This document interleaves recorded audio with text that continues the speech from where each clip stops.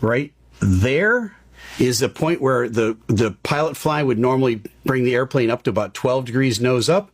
The gear should be almost completely up into the airplane at this point. It hasn't budged an inch. You're going to see on a 787 the ends of the wings start to bend a little bit. They usually bend a lot more than this airplane. Why? Because as the airplane's picking up speed and it's picking up lift over those wings, those composite wings really bend. That is an indication, a visual indication, they're really getting a lot of lift. This 787 is not getting a lot of lift right now, but nothing's going on with the engines as far as I can see. Now, let me continue with this. At this point, watch the nose. It starts to go over right there. It starts to come back over. Why is it doing that? Here's what I think happened. And again, folks, this is just my opinion. This is a theory, that one theory among many. Any of the others I could have shared with you up to this point could be absolutely right. But why do I think this one is more likely than the other two? Here's why. I think the pilot flying said to the co-pilot, gear up at the appropriate time.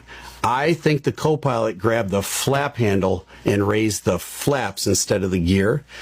If that happened, and this is a big if that happened, this explains a lot of why this airplane stopped flying, why the lift over the wings died.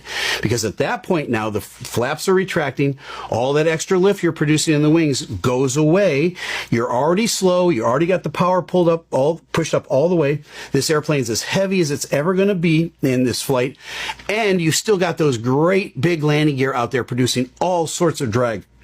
This is a bad combination at this point. You see the nose now start to come over. Now, why would the nose come over? Because the airplane is trying to create as much lift as it can over those wings. And if the flaps are coming up, it's going to nose over to get even more airflow over those wings. That's going to be a very, very uncomfortable feeling for the pilot at the controls.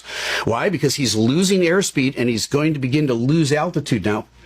Remember, he thinks the gear has come up. He might not know that the flaps came up. He just sees a motion over next to him, and he's looking outside going, wait, what's going on? It's all very confusing, and it all happens in a split second. Let's watch. The airplane starts to settle in. It starts to now descend. You see the pilot start to pull the nose up a little bit more, okay?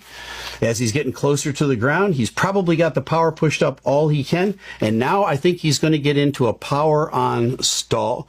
Not enough lift is being produced by those wings. All that drag is being produced by the landing gear that's still out there. Could anything have saved the day at this point? Maybe if they'd raised the gear. Maybe if they'd